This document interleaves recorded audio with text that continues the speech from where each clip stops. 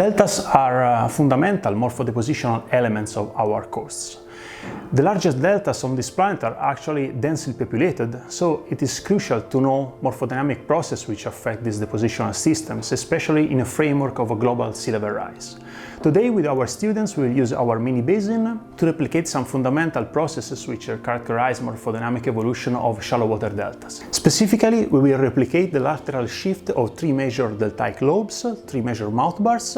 We will observe in detail the local relief generated by these three lobes, just realizing 3D photogrammetric models, just to observe in detail the local morphologies generated by these avulsive processes, and then we will also discuss deposits generated by the lateral shift of these bodies, especially with a reference to the downstream and upstream changes in grain size, but also to the vertical grain size trends which are generated by avulsion processes. We explored the integrating process of the shallow water delta lobes in the lab. At the core of our experiment, there was initially the mud were present. And when we start the experiment, the water flow, the sediment in different direction, like artist brush, the sand were deposited in different direction. As the deltaic lobe look like a gentle slope, represent a gentle slope. As the deltaic slope advance, the slope of the channel become decreased and evolution occurred.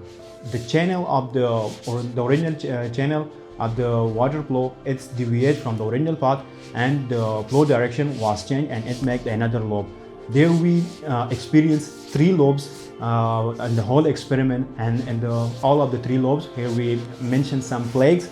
We experienced a 3D model and we will discuss the experiment in the class. Flags identify hypothetical outcrop within the sedimentary body, and our purpose was to define a log for each flag, already knowing the way in which a delta has been formed. Logs are thus based on the depositional pattern of the delta, also taking into account various events such avulsion and non-depositional moment in which the settling of mud is the main depositional event. From this experiment, a spectrum of 6 logs has been obtained, and knowing the depositional sequences and having different sequences throughout the body allow us to create a certain and obtain a certain correlation among all the logs within the body. And these show us the nature and the complexity of this environment within the body, and the spectrum of the log and the sequences that we can obtain from them.